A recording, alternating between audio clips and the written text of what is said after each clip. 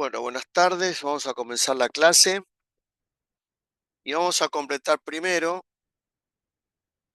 el tema de las desintegraciones radioactivas. Faltaba hablar básicamente de dos formas de decaimiento. Una es la captura electrónica. Esta forma de decaimiento, el núcleo padre captura un electrón de la estructura electrónica del átomo, se convierte en este núcleo hijo y se emite un neutrino. El proceso que tiene lugar dentro del núcleo es que el electrón interacciona con el protón para formar un neutrón y el neutrino termina saliendo del núcleo.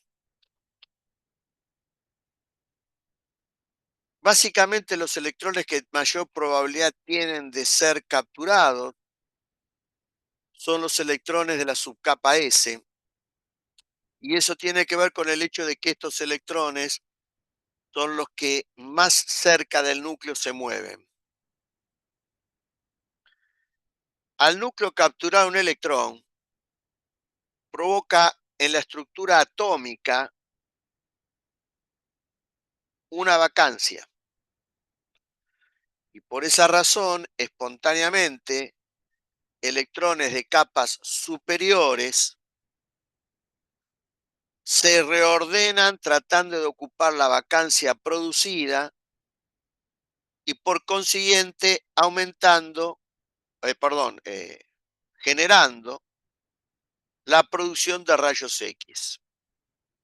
Exactamente igual cuando hablábamos de los llamados rayos X característicos.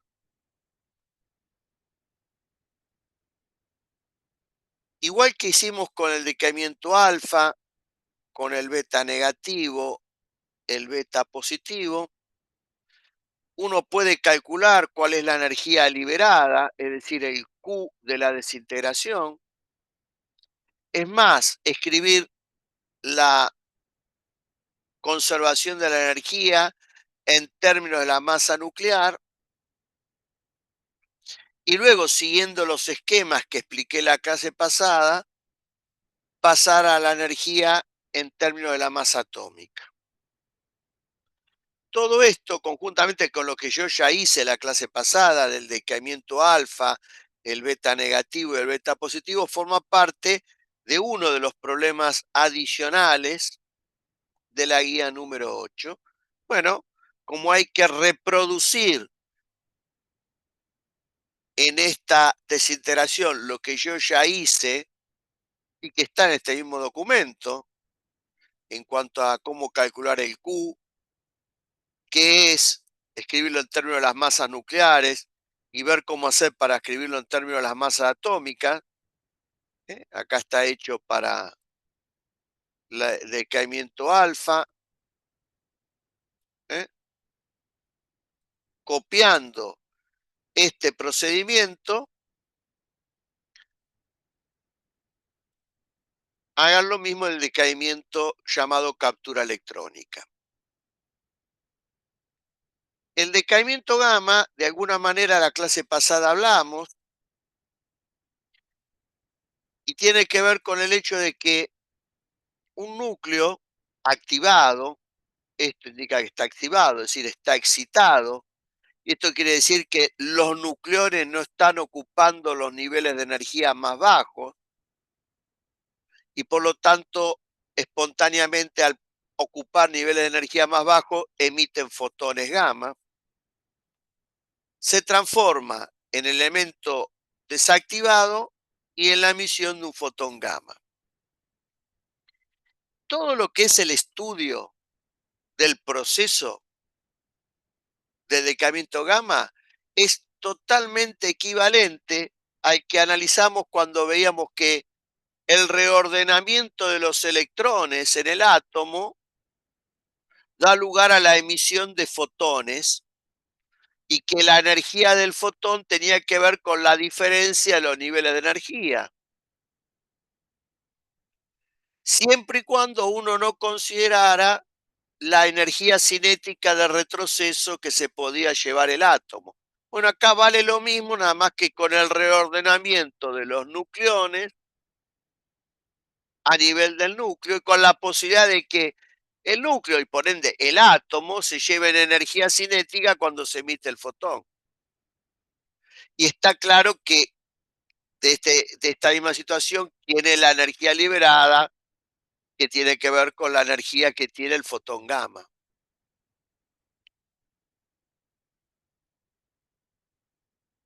También vimos la clase pasada cómo se podía generar la activación de un núcleo.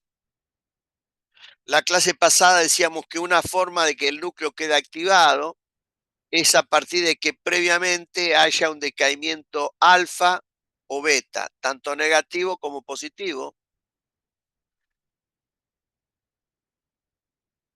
porque el decaimiento gamma acompaña o suele acompañar a estas formas de decaimiento, a la alfa y a la beta. Pero también, como vamos a ver ahora enseguida, yo puedo activar el núcleo haciéndole ingresar al núcleo alguna partícula y a partir de la energía cinética que tiene el proyectil, analizar o no la posibilidad de que los nucleones, tomando parte o toda de la energía cinética del proyectil, pasen a ocupar niveles de energía más altos y por lo tanto el núcleo queda activado.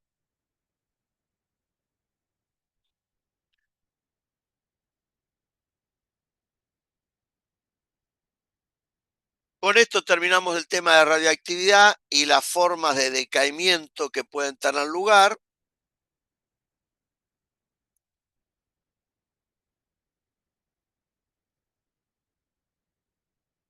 Y pasamos al último tema teórico que tiene que ver con el nombre de reacciones nucleares.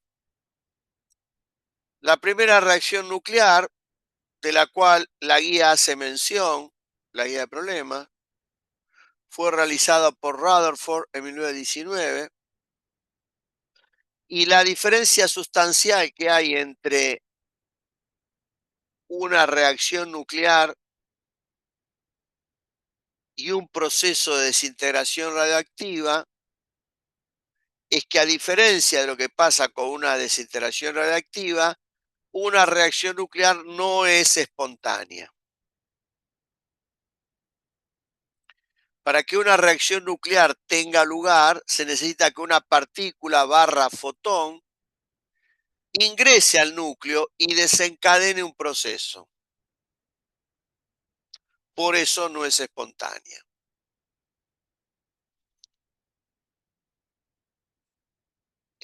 Esta indicación no corresponde al libro de ustedes, por eso la tacho. Para hablar sobre las reacciones nucleares usamos como referencia una reacción nuclear también históricamente muy importante,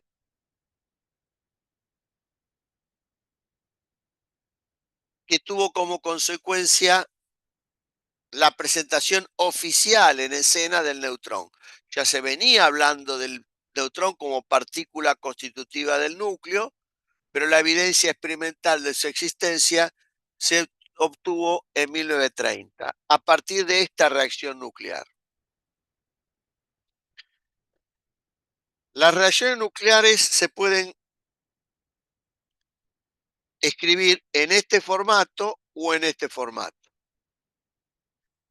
En este formato, acá tengo los reactivos, partícula proyectil, núcleo blanco, y acá tengo a los productos, partícula producto, núcleo producto.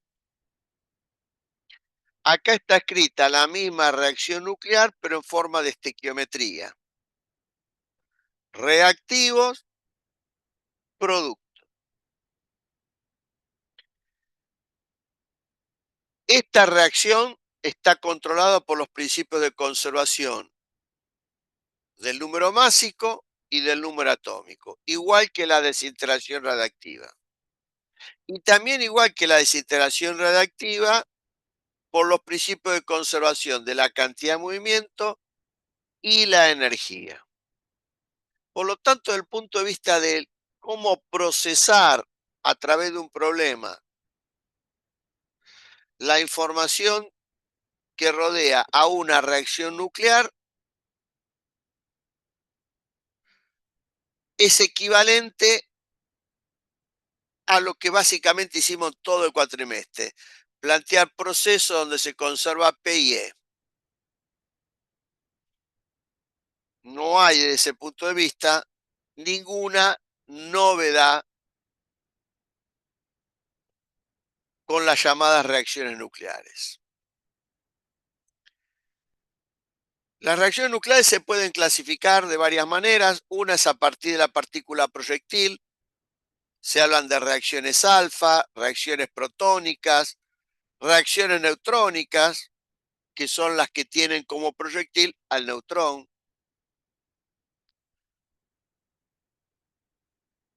Otra clasificación muy general es clasificar a las reacciones nucleares en de dispersión y transmutación. En las reacciones nucleares de dispersión, la partícula proyectil y la partícula producto son iguales. Ingresa un protón, se va un protón. Ingresa un neutrón, se va un neutrón. Y las reacciones de dispersión se pueden clasificar en dispersión elástica y dispersión inelástica. Volviendo a algo que ya comenté, si la partícula proyectil ingresa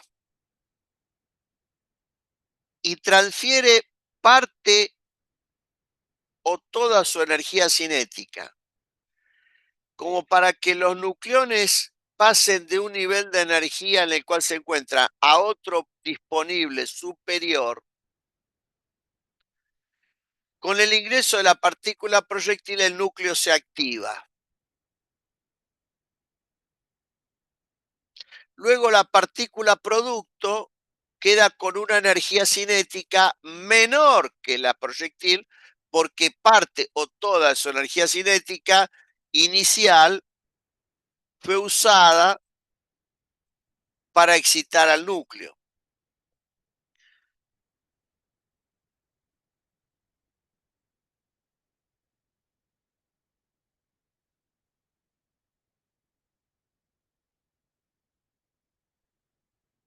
En este caso, la energía cinética inicial y final de las partículas proyectil y producto son diferentes,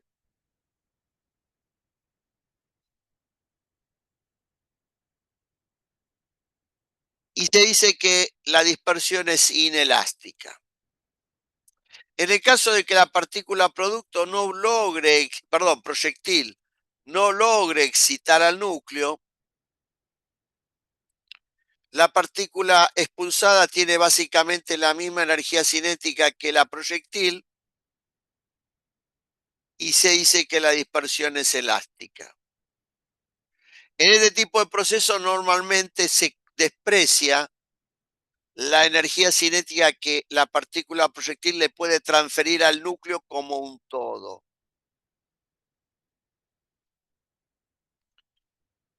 En las reacciones de transmutación, las partículas proyectiles y productos son diferentes y por lo tanto el núcleo blanco y el núcleo producto también son diferentes.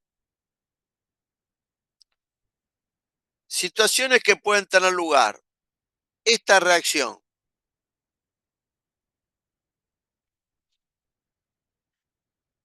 Las reacciones son muy fuertemente dependientes de la energía cinética de la partícula proyectil y obviamente de quién es el núcleo blanco que es bombardeado. Pero fundamentalmente en función de la energía cinética de la partícula proyectil, es que puede tener lugar que para que se desencadene un determinado proceso como este, en el medio se produce un núcleo intermedio activado,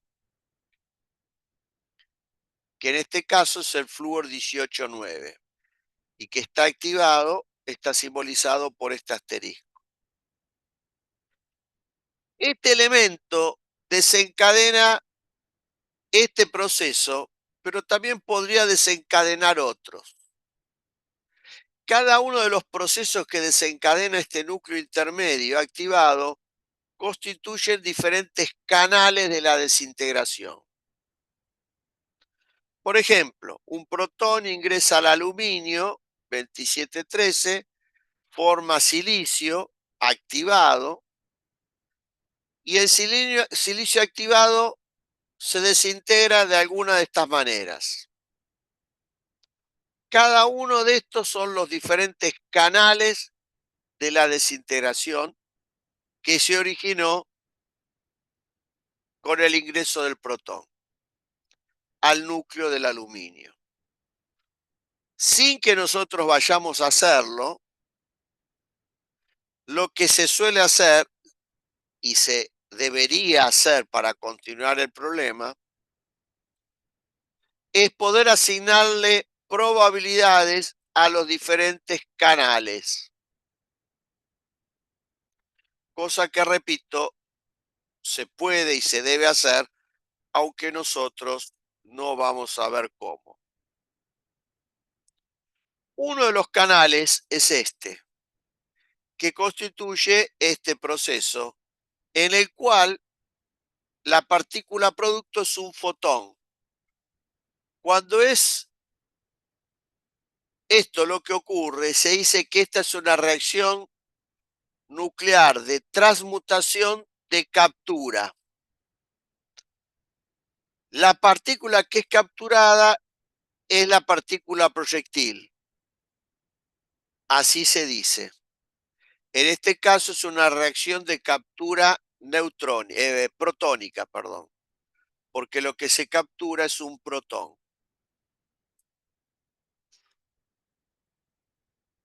Acá tienen dos ejemplos de captura justamente neutrónica.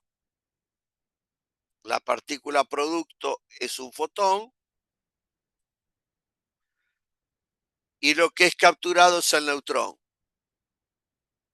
Y acá se ve una importancia que puede tener una reacción de captura neutrónica, que consiste en la formación de isótopos del núcleo blanco. Aluminio 27 y ahora paso a tener aluminio 28, un isótopo del anterior. Hidrógeno y ahora acá tengo deuterio, un isótopo del anterior. Si la partícula proyectil es el fotón, la reacción se llama fotonuclear. Y acá hay ejemplos de reacciones fotonucleares. No siempre, para explicar una reacción nuclear, tengo que tener en cuenta la formación de un núcleo intermedio activado. Por ejemplo, en esta reacción nuclear, donde se quiere hacer ingresar el deuterón, que es el núcleo del deuterio, un protón y un neutrón, dentro del núcleo del magnesio, desencadena este proceso sin la formación de un núcleo intermedio. Cuando el deuterón quiere ingresar, si bien es cierto que aparece la fuerza nuclear que tiende a querer unir al deuterón al núcleo, prevalece la fuerza de repulsión eléctrica que las cargas positivas del núcleo del magnesio producen sobre el protón del deuterón, y esta fuerza puede ser tan grande que lo repelen al protón sin dejarlo ingresar al núcleo. El protón es repelido y lo único que ingresa al núcleo es el neutrón.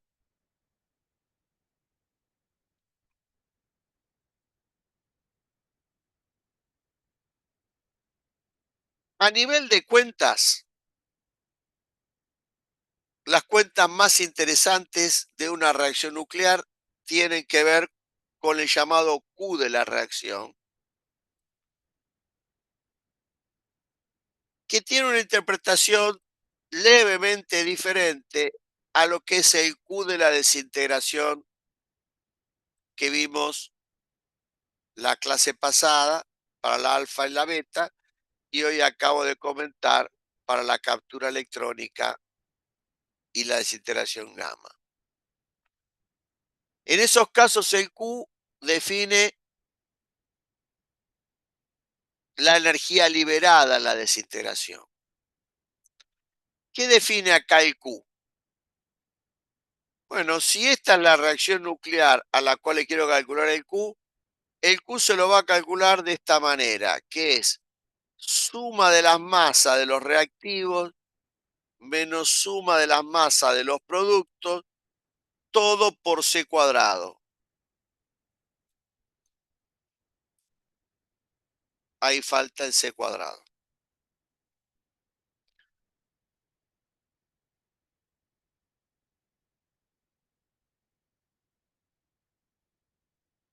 Este Q en este caso da algo positivo. Para entender lo que mide este Q y la importancia que tiene, pensemos en una reacción nuclear en general. Estos son los reactivos, estos son los productos, esta es la otra manera de cómo representarlo. Si planteo la conservación de la energía, esta es la energía total de la partícula proyectil, esto del blanco. En este caso, no vamos a distinguir entre masa nuclear o masa atómica, es indistinto el dato que me den. Normalmente el blanco inicial va a estar en reposo, salvo que específicamente me digan lo contrario. Esto corresponde a la energía de la partícula producto y esto al núcleo producto. Si tomo como referencia que el Q se calcula de esta manera,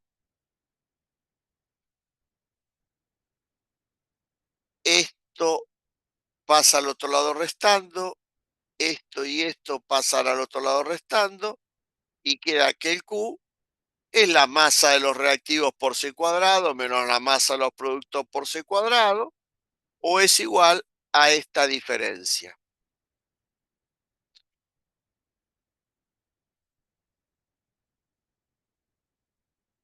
El Q me puede dar positivo, sí, pero también me puede dar negativo. ¿Qué implicaría que el Q sea positivo? Y que la suma de las masas de los reactivos, por C cuadrado siempre, sea mayor que la suma de las masas por C cuadrado de los productos. ¿Y esto qué implica? En principio, si uno piensa como un físico clásico en cuanto al concepto de masa, y bueno, que no hay problema, tengo 10 kilos inicialmente, llegar a obtener 8 parecería que no hay problema. Desde el punto de vista físico, lo que está indicando esto es que esta reacción es viable, se puede lograr conseguir obtener cualquiera sea la energía cinética de la partícula proyectil. Para que el proceso se desencadene, yo necesito que la partícula proyectil ingrese, pero no va a ser un problema con qué energía cinética ingresa, porque ya la cantidad de masa que tengo los reactivos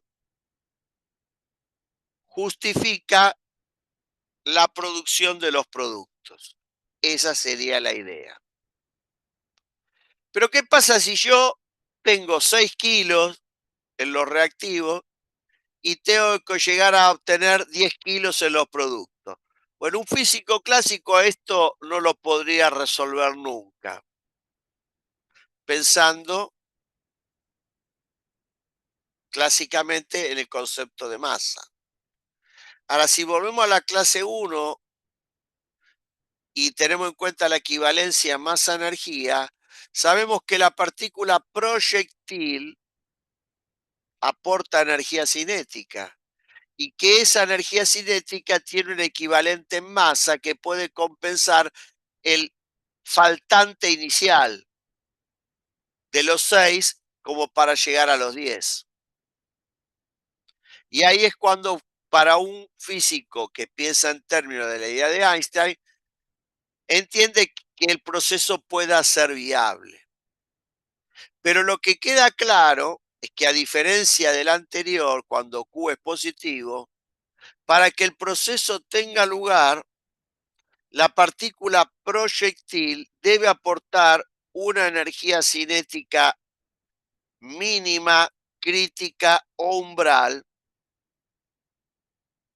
y hasta que la energía cinética del proyectil no alcance este valor, la reacción no puede tener lugar.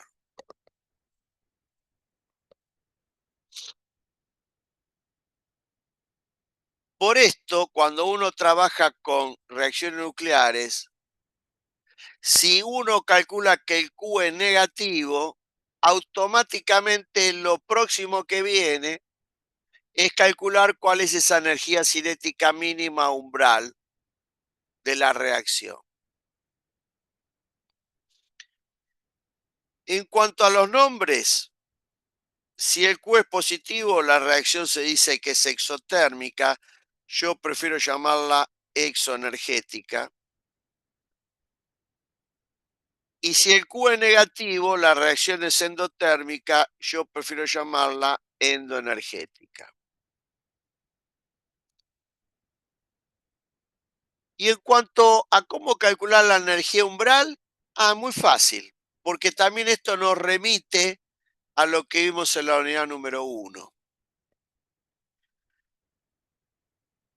Yo tengo la partícula proyectil, que salvo que me digan lo contrario, es la única que aporta energía cinética. El blanco está en reposo y calcular la energía umbral es como calcular la energía umbral de las reacciones no nucleares que vimos en el comienzo del año en el sistema del laboratorio.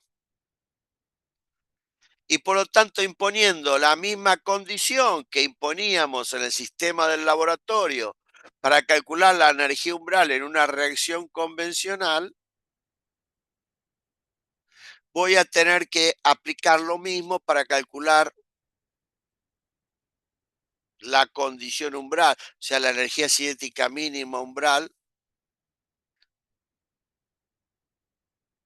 de una reacción nuclear en el sistema del laboratorio. Las reacciones nucleares, algunas pueden ser necesarias la utilización de correcciones relativistas y otras no. Que se te puedan o se deba tener que utilizar correcciones relativistas o no, va a depender de lo que me diga el enunciado del problema. No va a haber que adivinarlo ni preguntarlo. El enunciado del problema me va a decir si es necesario hacer correcciones relativistas o no. Y tanto en la condición umbral como fuera de ella, hacer cuentas significa plantear conservación de P y de la energía. Por ende, esto no tiene ninguna novedad porque es prácticamente lo que hemos venido realizando durante todo el cuatrimestre.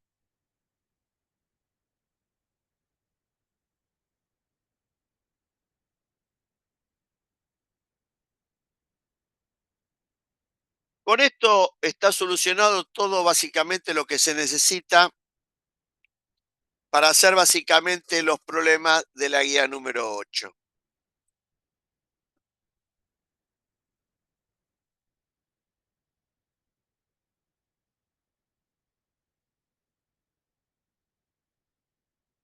Voy a hablar ahora en detalle de las llamadas reacciones neutrónicas por dos motivos. Una, porque las reacciones neutrónicas tienen implicancias tecnológicas,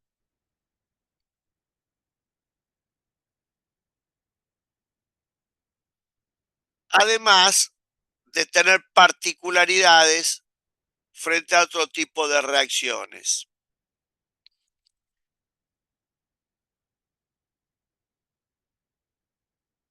Primero, se habla de reacciones neutrónicas porque el proyectil es un neutrón. El neutrón en estado libre tiene un periodo de 10 minutos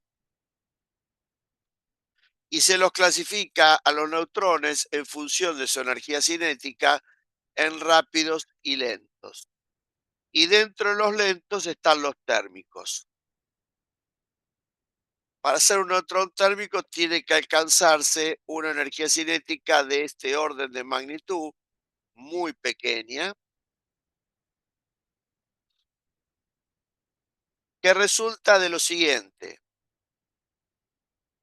Los átomos barra moléculas de un gas dentro de un recipiente a la temperatura T tienen una energía cinética media dada por esta expresión y tienen un valor, cuando la temperatura del ambiente, que se corresponde con el que pueden adquirir los neutrones.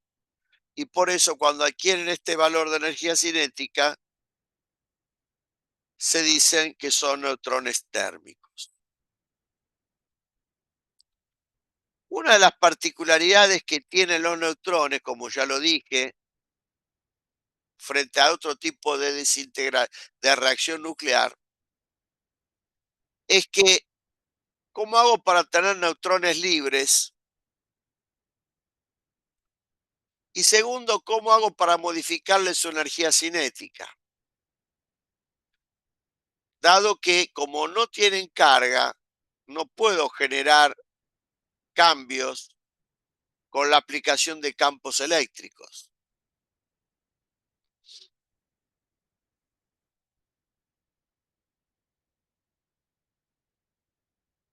Lo primero se puede conseguir de esta manera.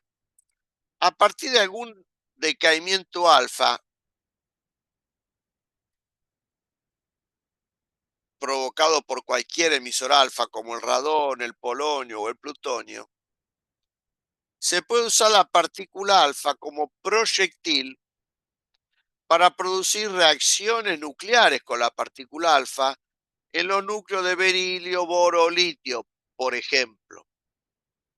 Con esto se van a generar partículas producto que básicamente son neutrones. Y así es como se obtienen neutrones libres. Ahora, típicamente estos neutrones son rápidos. Es más, la energía cinética que tienen estos neutrones queda determinada por la energía cinética que tiene la partícula proyectil, en este caso la partícula alfa, y depende también del núcleo con el que uno esté trabajando.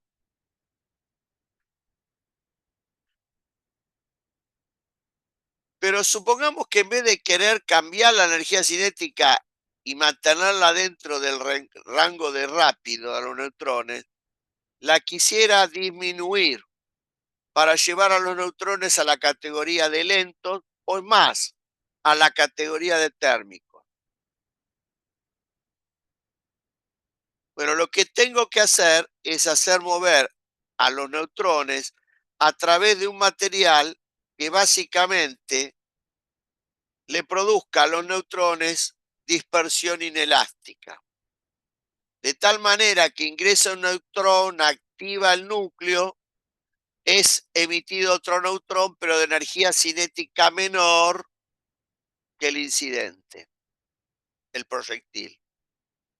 Así le voy disminuyendo la energía cinética a los neutrones, al punto de que los puedo termalizar, es decir, conseguir que adquieran energía cinética para constituirlo, no solamente constituirlos en neutrones lentos, sino neutrones térmicos.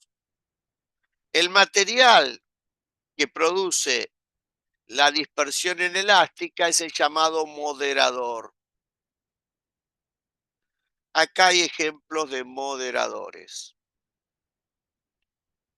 Como en cualquier reacción nuclear, la energía cinética del proyectil es determinante para establecer qué tipo de reacción va a tener lugar. Por ejemplo, como cosa informativa, para esta energía cinética, lo que prevalece es la dispersión inelástica y para esta energía cinética, lo que prevalece es la dispersión elástica.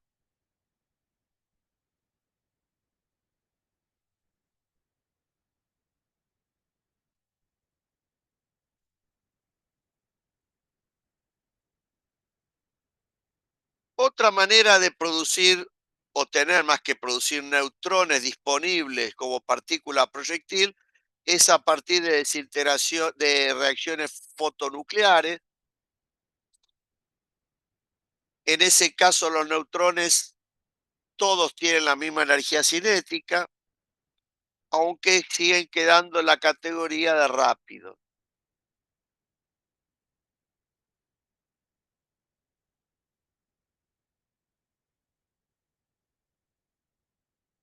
Se pueden conseguir cambiando los elementos contra los cuales interaccionan los fotones gamma. ¿Cuál es la energía cinética que le queda a los neutrones?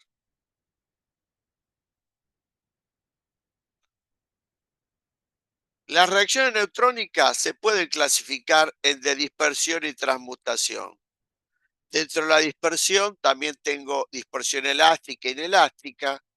Dentro de la transmutación tengo también la de captura, pero aparece una variante dentro de la de transmutación que es la fisión.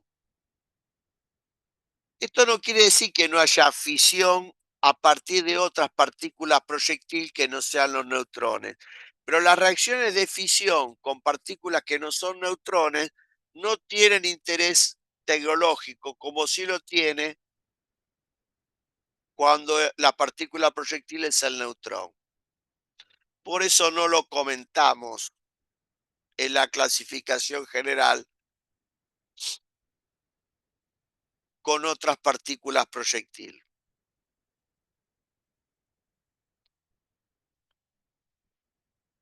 Acá hay una descripción general de lo que pasa con neutrones lentos, neutrones rápidos, en cuanto a qué tipo de proceso puede tener lugar estadísticamente, pero proceso que está también controlado por el núcleo contra el blanco contra el cual chocan. Por eso es simplemente una cosa muy genérica.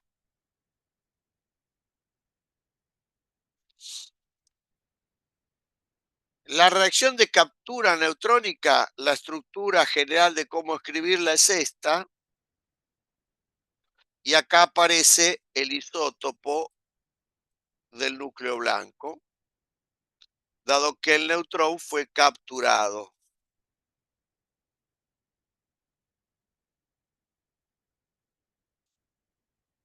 En cuanto a las reacciones de fisión,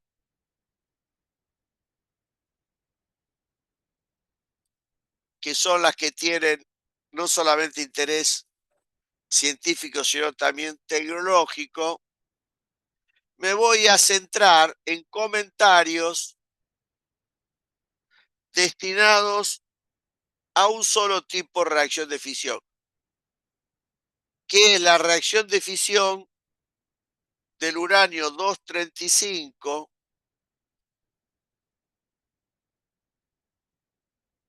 con la cual puedo entender el funcionamiento de los reactores argentinos Atucha 1, Atucha 2 y embalse para la producción de electricidad.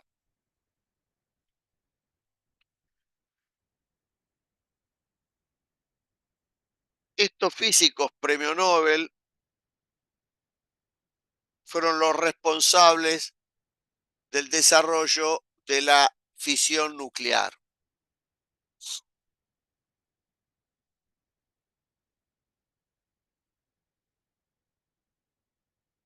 Primero uno podía plantearse por qué vamos a particularizar todo el uranio 235.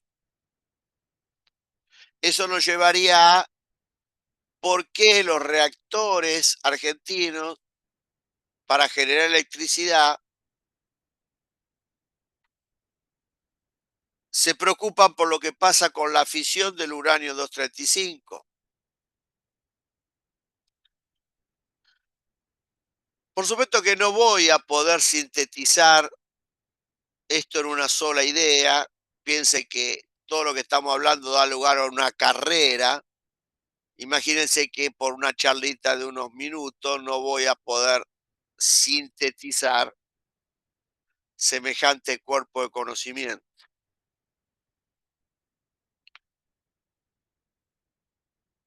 Pero ¿por qué se pensó en el uranio 235? El uranio 235 tiene muy alta probabilidad de ser fisionado cuando los neutrones son térmicos. Con neutrones térmicos, la probabilidad de que un núcleo de uranio 35 se fisione alcanza a ser del orden del 85%. Y el resto de las veces, un neutrón térmico produce captura. Pero claramente el porcentaje mayor es el de la producción de fisión.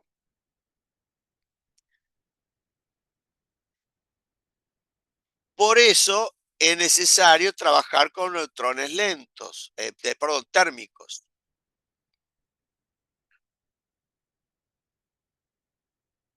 Hay diseños de reactores que trabajan con neutrones rápidos y el elemento a ser fisionado no es el uranio 235, sino puede ser el torio o el uranio 238,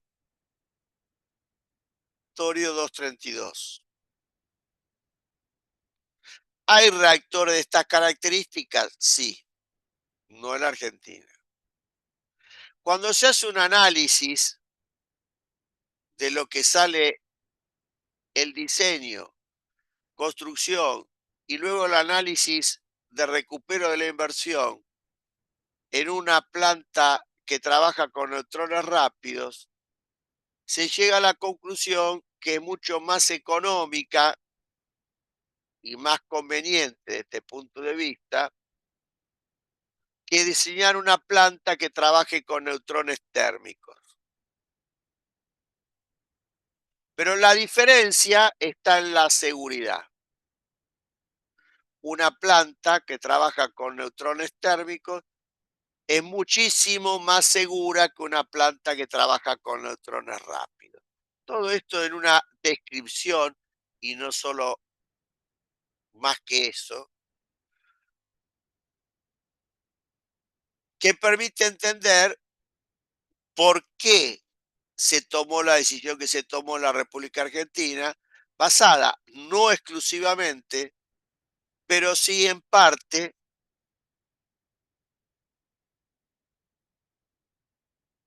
teniendo en cuenta el factor de seguridad.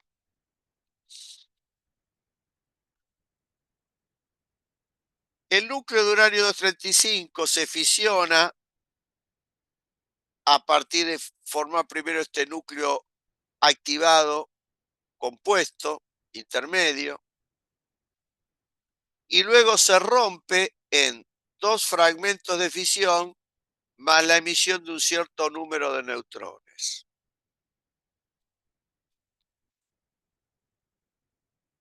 Con una interesante probabilidad de ocurrencia, hay más de 40 formas diferentes en las cuales este núcleo compuesto se puede romper. O sea, hay más de 40 canales diferentes que tiene lugar esta reacción nuclear. Siempre pensando en que las partículas proyectil son neutrones térmicos. Una reacción de fisión típica con neutrones térmicos es esta.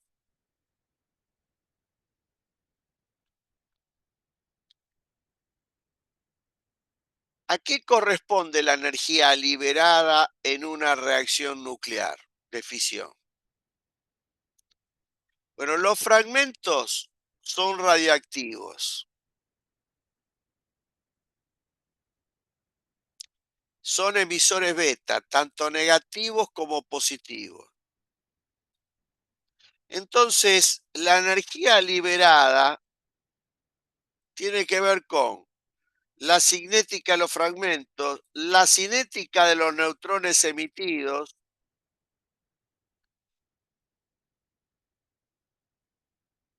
la cinética de los electrones y de los positrones, la energía de los fotones gamma que como vimos pueden acompañar a los decaimientos beta,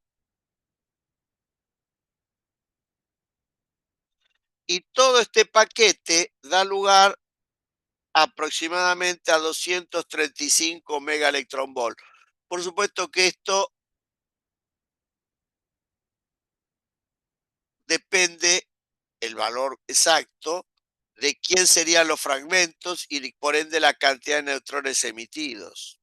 También aparece acá, ¿no? Esa energía cinética, los neutrones emitidos. Ahora, también hay parte de la energía liberada que no fue incluida en esta cuenta y tiene que ver con los neutrinos y antineutrinos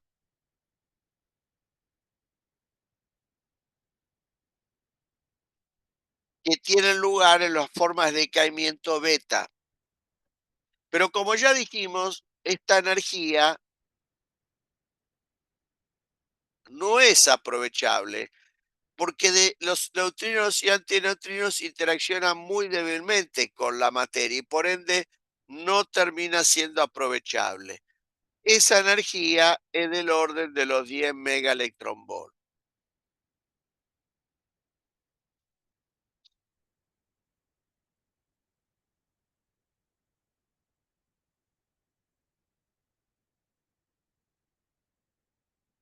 Para entender un poquito más cómo funciona la cosa,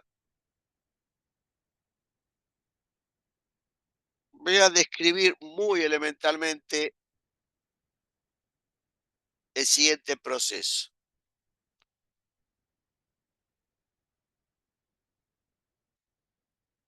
En Córdoba están los yacimientos de uranio más importantes. Cuando uno va a una mina de uranio, saca uranio, pero no todo el uranio que saca es 238. Conjuntamente con uranio 238 aparece uranio, entre otros, 235. O sea, isótopos del uranio 238. Pero claramente estos isótopos aparecen en una proporción muy baja.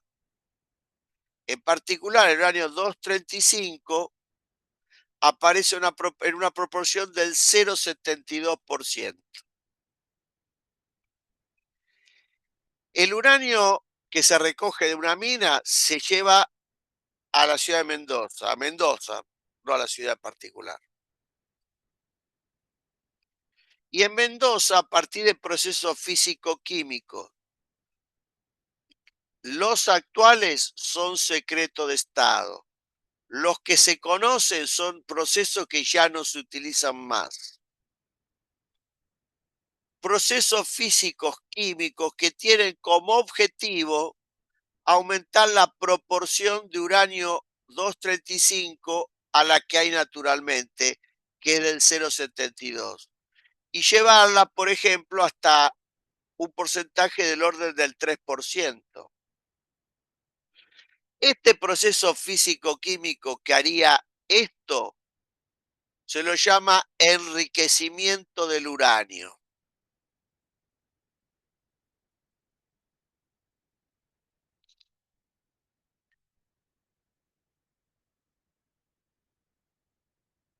Este uranio, mezcla de uranio 238 y los isótopos que naturalmente tiene el uranio, naturales, en forma de polvo negro de Mendoza, se lo traslada a una planta que tiene la Comisión Nacional de Energía Atómica en Ezeiza,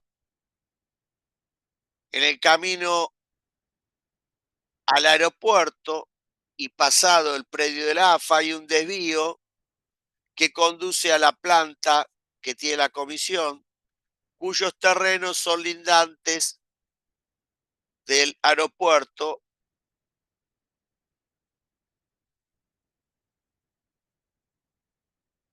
y de la zona de aterrizaje de los aviones, de las pistas de aterrizaje. Como comentario, si se quiere, anecdótico, durante muchísimo tiempo, todos los años, se hacía una visita a estas plantas con los alumnos del IDVA. Esta planta ocupa un terreno muy amplio, muy grande, y a través de instituciones tercerizadas, en una época era Pérez Compán, el material en polvo llega ahí a Ezeiza y en una de esas plantas, y a partir de un proceso químico equivalente al que se utiliza para hacer cerámicos, se hacen lo que llaman pastillas. El tamaño exacto de estas pastillas yo ya no lo recuerdo, tendría que uno buscar datos técnicos que sin demasiado esfuerzo en alguna documentación que publica la CONEA uno puede encontrar. Son pastillas que son más o menos, son cilíndricas, de 1 centímetro de radio aproximadamente y una altura de 3 centímetros, digamos, que tiene la conformación de un cerámico y donde el sustrato fundamental es uranio 238 y en una proporción mayor que la natural porque fue enriquecido, es uranio 235. En otro lugar de la planta de Ezeiza hay otra planta que se encarga de fabricar las vainas que van a contener estas pastillas. Estas vainas son del orden de 6 metros de longitud y tienen una sección que permite el ingreso de las pastillas.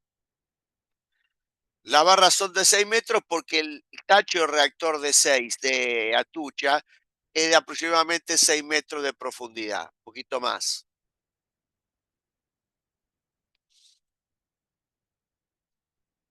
Desconozco los detalles del tacho de Atucha 2 y el de embalse es una concepción distinta. El diseño de Atucha 1 es alemán, el diseño del embalse es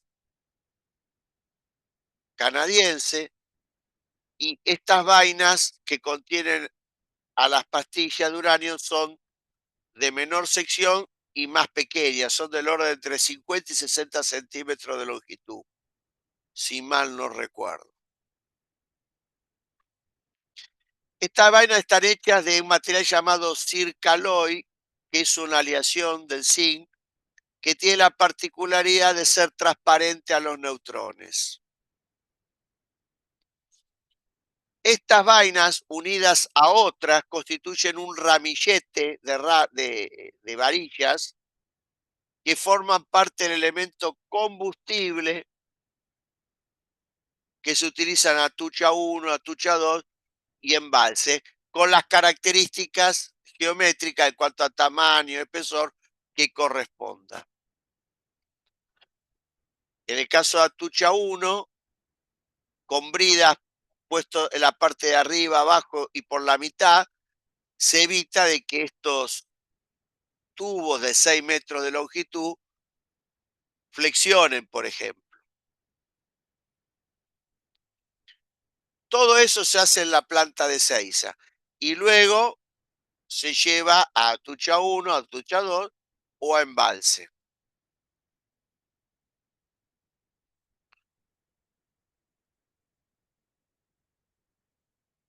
Todo el elemento combustible que está constituido, si la memoria no me falla, por 253 de estos ramilletes, que no me acuerdo cuántas varillas contiene,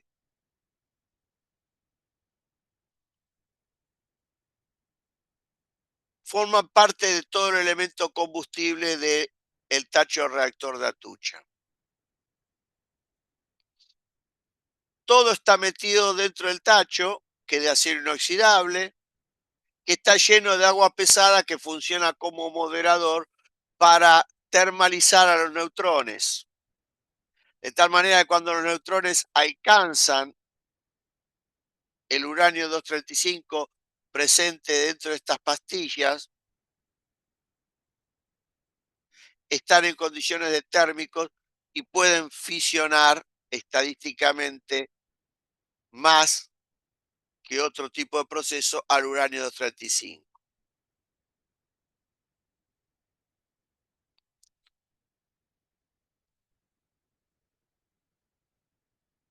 Todos los elementos combustibles están monitoreados, de tal manera que cuando se tiene por estos monitoreos en claro que prácticamente ya en un elemento combustible no queda más uranio 235 para fisionar, hay que sacar ese elemento combustible porque se dice que está quemado y cambiarlo por uno nuevo. Todo este proceso se hace telecomandado por maquinaria con absoluto controles, debido a que los elementos del elemento combustible quemado son, además de algunos ser tóxicos, son altamente radiactivos.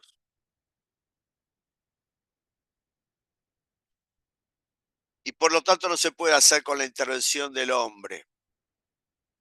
A través de canales adecuados y todo mecánicamente, los elementos combustibles se llevan a una zona donde hay piletas de decaimiento,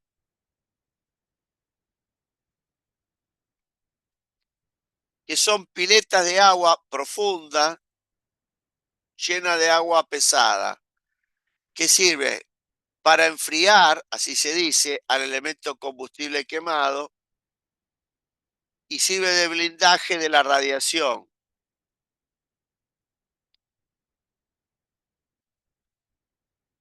El elemento combustible quemado, los países que se llaman del primer mundo, que tienen este tipo de reactores, le dan destino final a este elemento combustible quemado. Eso implica separar lo radiactivo de lo venenoso, lo sólido de lo líquido y lo gaseoso, y darle destino final a todos esos elementos.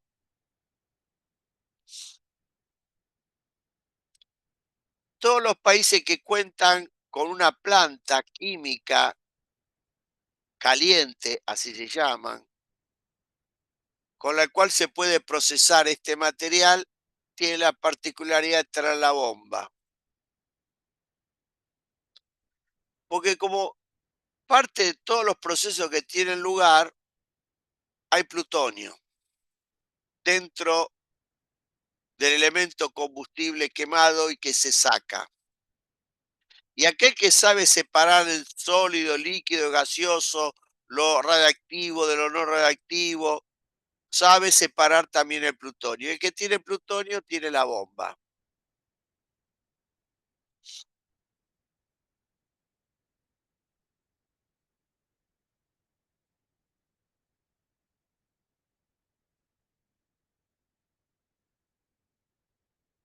Simplemente un comentario, a aquel que le pudiera llegar a interesar, ya hace muchísimos años, cerca de 20 años como mínimo o más, fueron desclasificados todos los informes y fueron publicados, por lo tanto los puede rastrear y encontrar en Internet.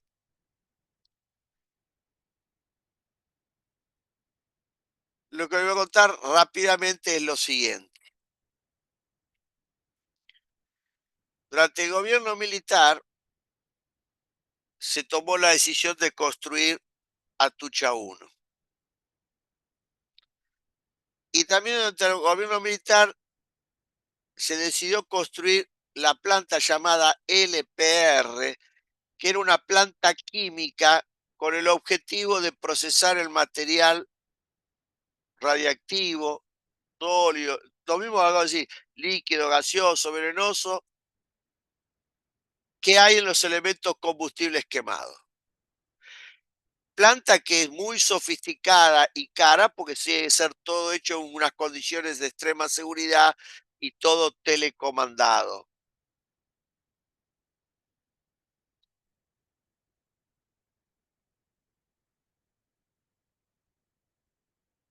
Una de las cosas que visitábamos, estoy hablando fines de la década del 70, comienzo de la década del 80, era esta planta, la cual está en el camino de la pista de aterrizaje central de Ezeiza y ocupa un espacio enormemente grande, mucho más que una manzana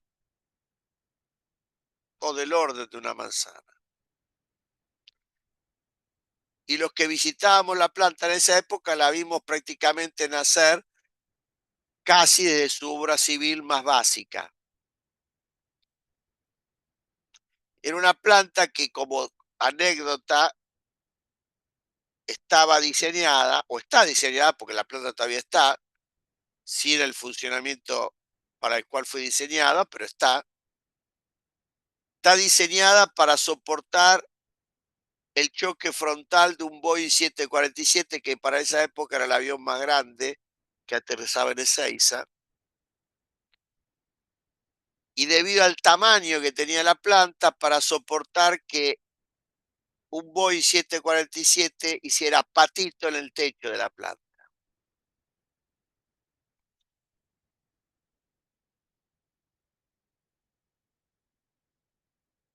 La planta obviamente se empezó a construir, llegó a alcanzar un importante grado de avance, hasta que cuando asume Alfonsín, la comunidad internacional en algún momento, so pena de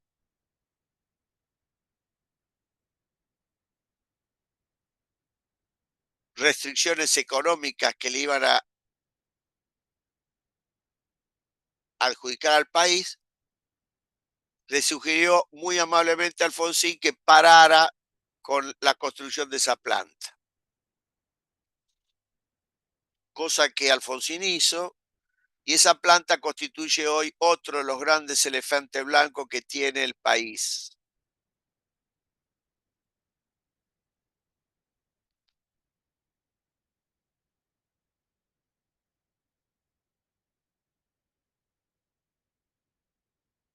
¿Cuál es la razón que hubo detrás de todo esto? Que los militares que en esa época habían empezado con el proyecto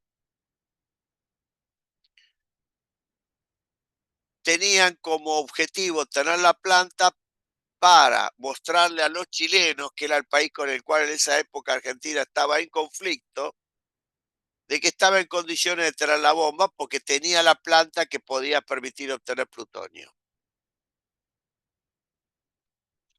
Cuando la comunidad internacional lo descubrió eso, presionó para que Argentina no terminara la planta y así está. No sé si se utiliza para algo en este momento. Hace muchos años que ya no la visito, pero no está funcionando para el uso que corresponde, ya que para completar la planta para el uso específico, la cantidad de dinero que habría que invertir es varias veces superior al que ya se invirtió.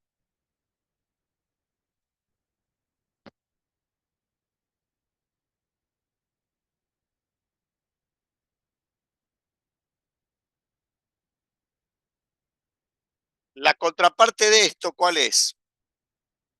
Argentina, al no tener la planta y no poder procesar el material combustible quemado, lo único que puede hacer es guardarlo en esas piletas,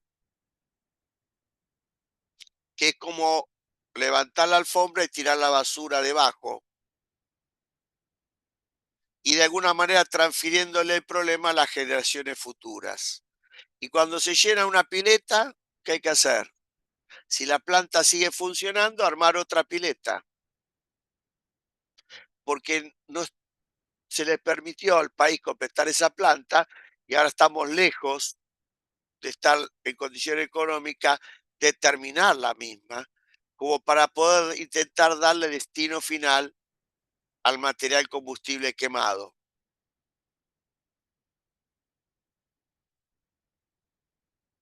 que reposa desde que Atucha 1 funciona, Atucha 2 funciona y Embalse funciona, contienen estas piletas materiales combustibles quemados desde la época de fabricación.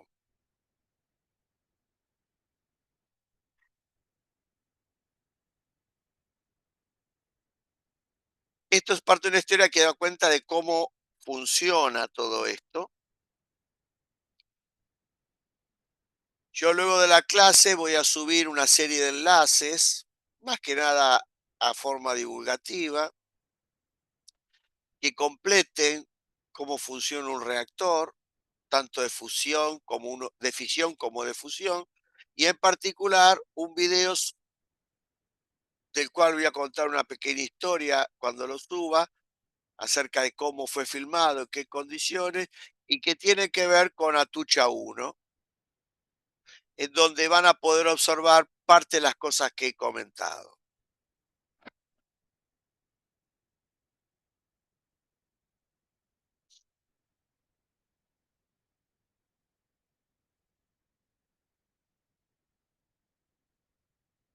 ¿Cómo es que aparece plutonio? Es que el uranio 238 puede ser fisionado también, sí, por supuesto, pero la probabilidad de que un neutrón térmico fisione el uranio 238 es muy baja. Por eso el cálculo de la energía liberada no se hace a partir de esta fisión, sino la del uranio 235.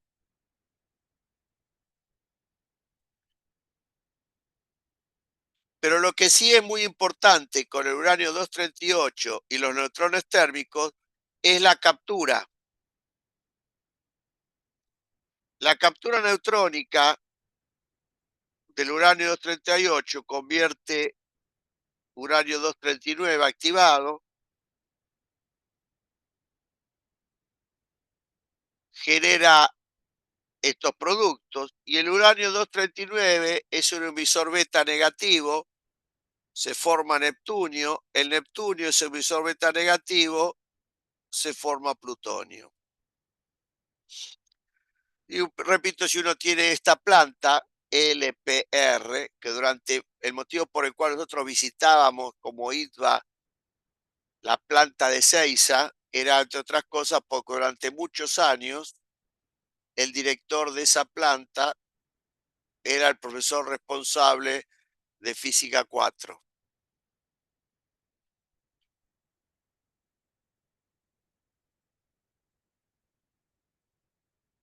Más allá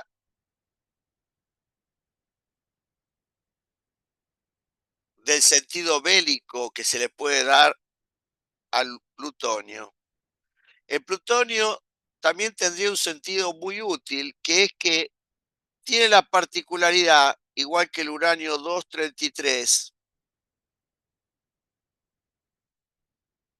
de poder ser usados como elemento combustible porque tienen la particularidad de ser fisionados con mucha probabilidad por neutrones de cualquier energía cinética. Por eso reciben el nombre de físiles.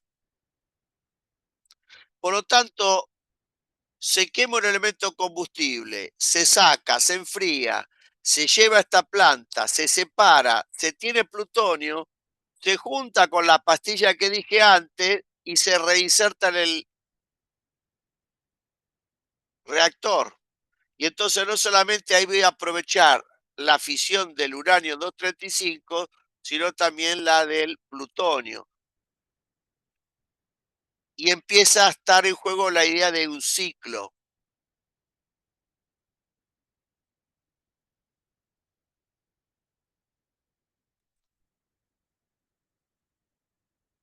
El uranio 238, perdón, 233, que también es muy útil, no es natural y se forma por la captura neutrónica del uranio del torio 232.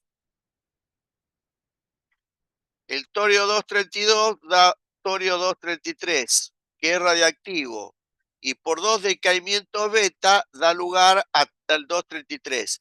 Y el 233, como el plutonio, tiene la particularidad de ser físiles. Por eso son útiles como elemento combustible para reactores como los de la Argentina.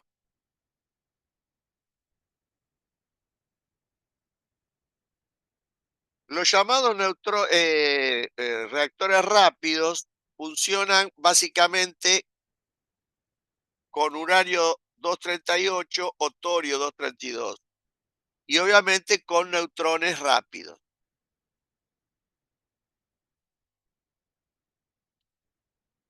Pero con neutrones lentos barra térmicos, estos elementos se convierten en fértiles. ¿Por qué? Porque, por lo que escribí antes, dan lugar a la formación de uranio 233 y plutonio 239.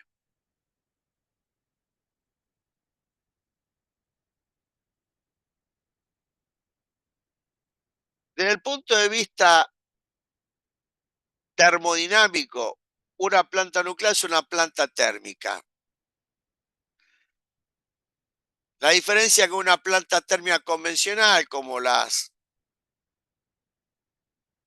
que hay en la Argentina, es que en vez de quemar combustible en una caldera para generar vapor de agua y con el vapor de agua se funciona la turbina y con la turbina el generador, las grandes cantidades de calor que se generan como consecuencia de la energía liberada en la fisión y como efecto colateral produce calor, con ese calor se genera vapor, con el vapor se hace funcionar la turbina y el generador. O sea, lo que cambia es la manera de cómo se genera el vapor, pero después funciona en términos genéricos como una planta térmica convencional. Cosa que está comentado acá en el libro en estas páginas y a los que yo les voy a acercar enlaces diferentes donde pueden ver esquemas de funcionamiento de Atucha en particular o de una planta nuclear cualquiera de fisión.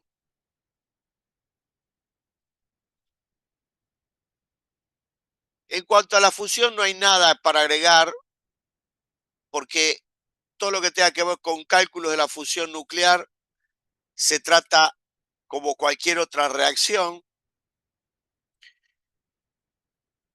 El tema de la fusión es muy interesante porque podría tener un interés tecnológico enorme si es que se pudieran diseñar reactores nucleares que funcionen a partir de la fusión nuclear.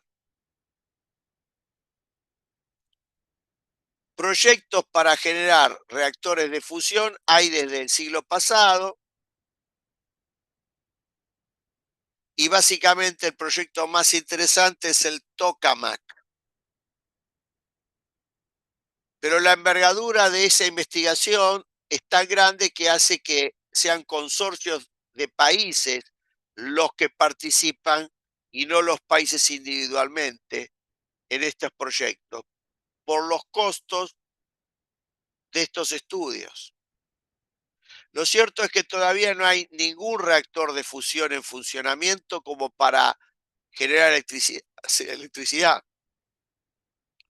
Sí se conoce todo lo relativo a la fusión, la magnitud de la energía liberada, pero ¿por qué todavía no se consiguió ningún logro determinante? Porque lo que se necesita no es que se fusionen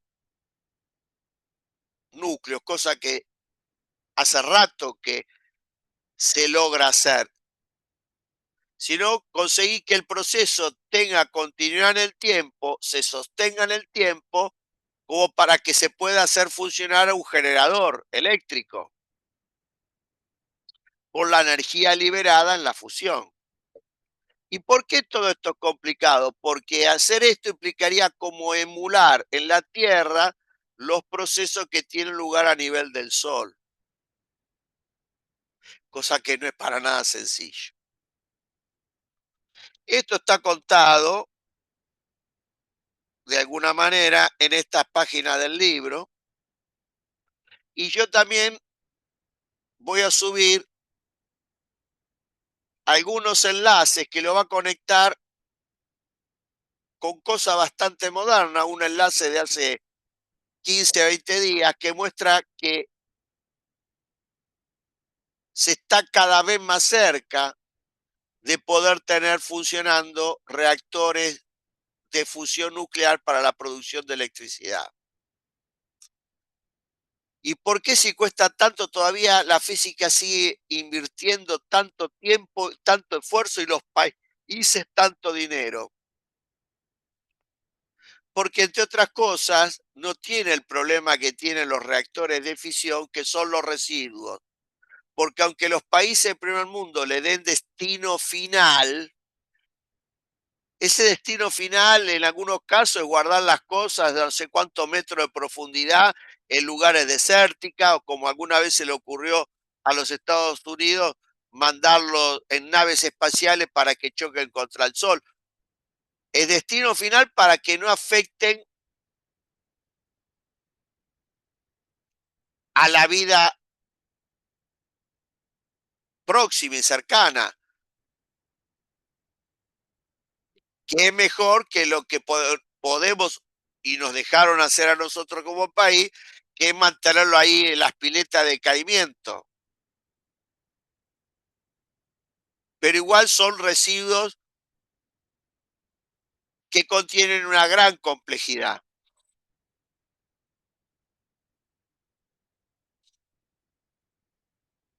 La fusión nuclear, ¿en qué consiste y cómo funciona un reactor de fusión? No tendría ese problema y eso es lo que lo hace estratégicamente mucho más conveniente. Además, los recursos que se necesitarían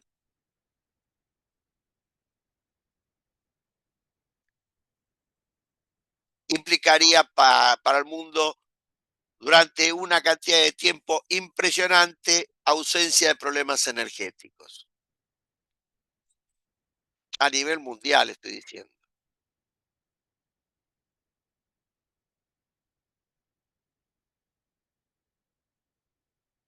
En cuanto a las palabras clave, me falta hacer un comentario que tiene que ver con lo siguiente.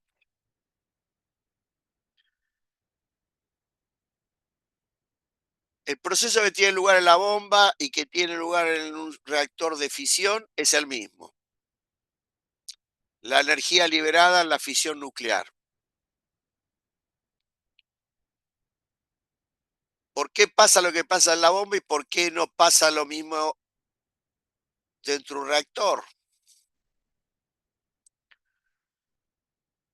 Lo que se busca no es simplemente fisionar el uranio 235 o el elemento combustible que se quiera fisionar, sino lo que se busca es que el proceso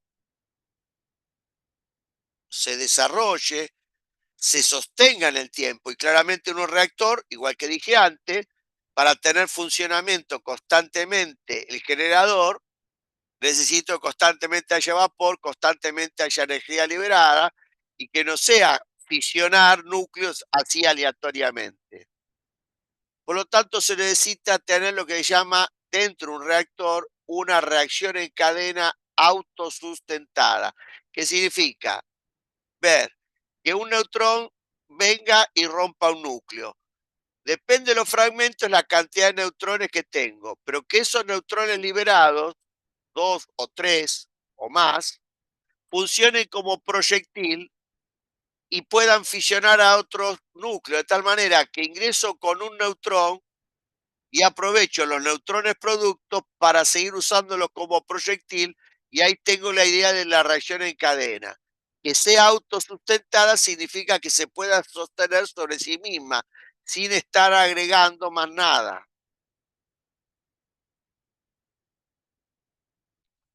Pero esta reacción en cadena autosustentada en un reactor tiene que ser controlada. Y esta es la diferencia con la bomba, que la reacción en cadena no es controlada en la bomba. Para entender todo esto, hubo una idea central que es determinar cuál es la cantidad mínima de elementos combustibles y neutrones que tienen que estar presentes para que se pueda tener una reacción en cadena autosustentada. Y esto define lo que llama la masa crítica. Esto también involucra determinar cuál es la masa crítica, un conocimiento de la geometría, forma y materiales del tacho del reactor, del que contiene a todo el proceso. Si están dadas las condiciones de masa crítica, la reacción en cadena puede ser autosustentada. ¿Y cómo se la controla? Con las llamadas barras de control. Las barras de control son tales que cuando están completamente sumergidas dentro del tacho del reactor, como absorben neutrones, las barras de control, le cambia la cantidad de neutrones presentes al sistema y le quita la categoría de criticidad que tiene que tener el sistema para funcionar. Se vuelve lo que se llama subcrítico. Y entonces se apaga el proceso. Es más, cuando por detalles de mantenimiento hay que sacar de servicio al reactor, hay que apagarlo, se libera la barra de control, por gravedad caen dentro del tacho y lo convierten en algo subcrítico, es decir, no están dadas las condiciones para tener una reacción en cadena autosustentada, como requiere su funcionamiento. Si empiezo el proceso inverso, empiezo a sacar las barras de control, disminuye la cantidad de neutrones que son absorbidos y con esa cantidad de material y esa cantidad de neutrones comienza a funcionar el tacho y funciona como acabo de decir, como una reacción en cadena autosustentada, que a su vez controla la potencia y funcionamiento del reactor, porque metido más o menos dentro del tacho, no solamente que lo puede apagar, sino que puede aumentar la cantidad de neutrones lo suficiente como para que la potencia liberada sea mayor. Quiero potencia menor, absorbo neutrones, meto la barra de control y todo esto por encima de la condición de masa crítica. Cuando las meto completamente a la barra de control, cambia la cosa y se pierde la condición de criticidad y el tacho deja de funcionar, el tacho del reactor. Bueno, todo esto más que nada es para que ustedes vean la importancia tecnológica que tiene la reacción nuclear de fisión, estén anoticiados de la importancia tecnológica que tiene la reacción de fusión en cuanto a la posibilidad de tener disponible, yo seguro que no lo voy a ver, pero quizás ustedes sí, funcionando reactores de fusión para la generación de electricidad en el mundo, que inevitablemente van a reemplazar a los reactores de fisión, claramente, y va a ser una forma de producir energía eléctrica altamente utilizable en todo el mundo.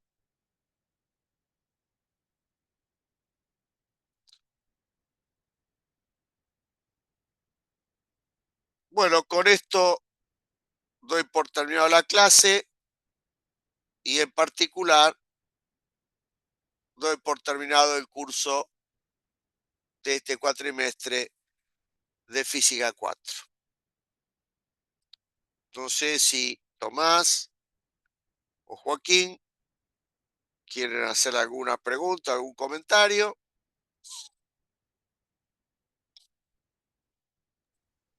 Por mi parte, ninguna pregunta, profe. Muchas gracias. No sé quién habló, Tomás, Tomás, sí. No sé, Joaquín, ¿quieres preguntar algo?